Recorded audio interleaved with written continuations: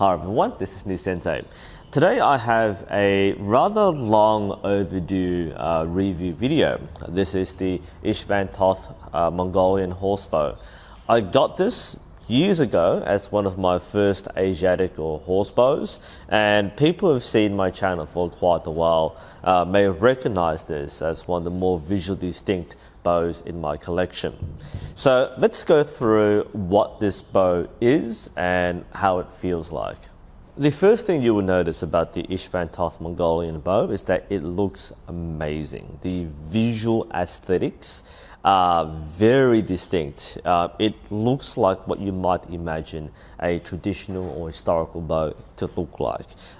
The bow is wrapped in a premium leather. It is very soft to touch. And has many leather decorations along the edges of the tips, or the sieges. There is a cross-stitch pattern throughout the entire length of the body of the bow. It has extra wrappings around the handles. There are stitches on the front. It is a lot of visual decoration.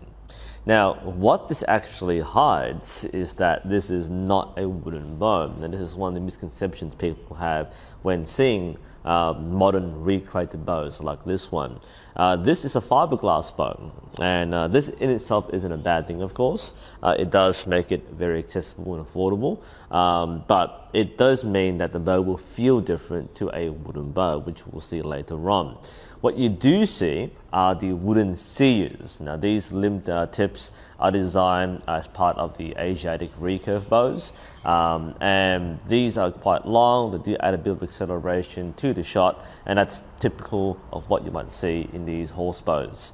But while these sieges are wooden, the rest of the bow is not. So do you understand this is not a wooden bow, it is a fiberglass bow. Now, one of the things that I encountered when I first got the bow was which way is up. And there is an upside and a downside. And I've seen people who have used this bow realize they've been shooting the wrong side all this time. So you'll see that along the grip there are two wooden panels. This is designed as the arrow pass, which is the place where the arrow is meant to go across. The reason being is that the arrow will scrape the wood and therefore not damage the leather underneath. So if you're shooting this with the wood pointing upwards, that's the correct way. And of course, this is an ambidextrous bow, as most horse bows are, which means you can shoot it on left or right side, and therefore you can shoot it both with the traditional thumb draw or the Mediterranean draw on the opposite side.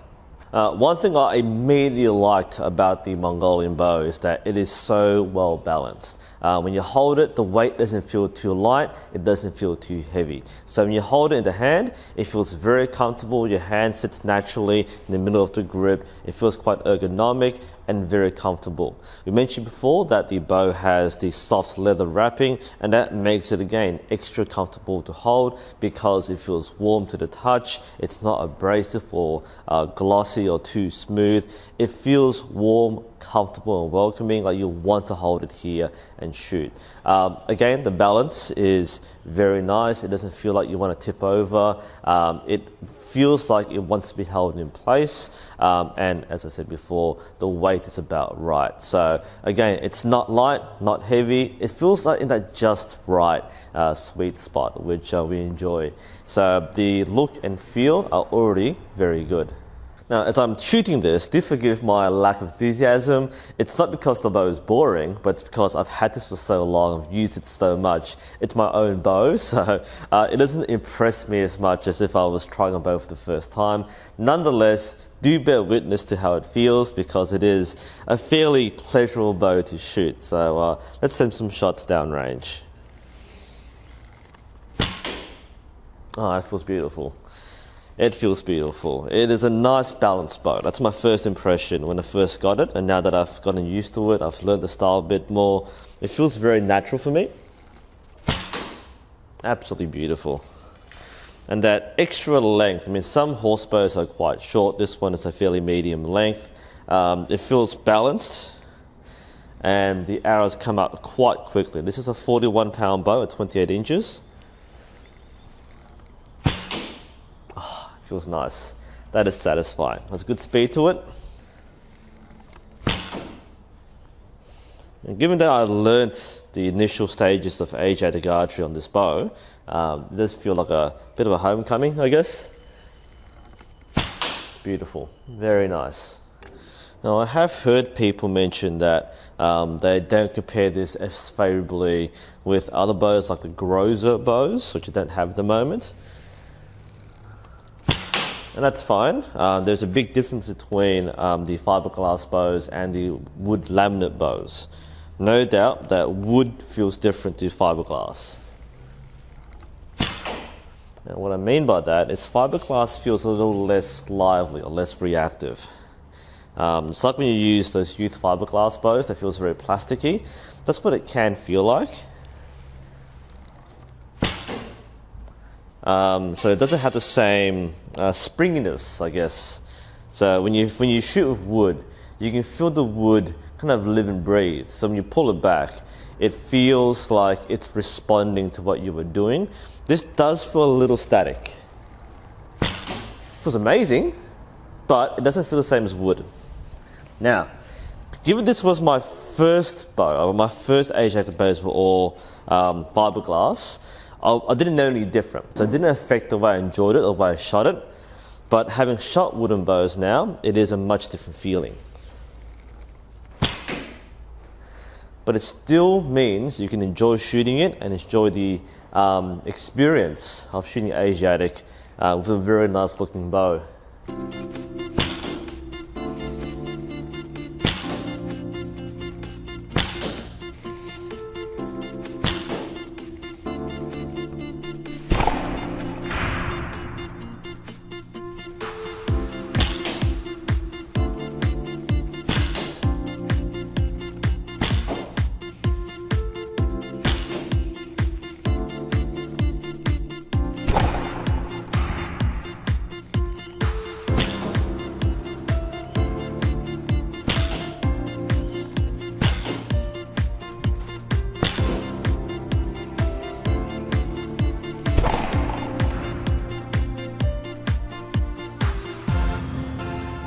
Nice. That really drives it out there. This bow is actually quite pleasant to shoot. Now I should know this, it's my bow. But I didn't review this originally because I didn't know what a horse bow was meant to feel like. So it felt unfair to judge a bow based only on its looks and its feeling when it hadn't shot a variety of bows. And now I've had a chance to shoot very low level fiberglass youth bows. I've shot fairly cheap laminate wood bows. I've shot like $1,000 laminate wood bows, and it feels completely different. So I've got a better idea of where this sits. So on the outset, the main thing which is appealing about this bow is the appearance. It looks nice, just I'll say it as it is. The leather brown look makes it look a lot more traditional than it actually is. It is a fiberglass bow, and many people don't like fiberglass bows because they feel different to a wooden bow.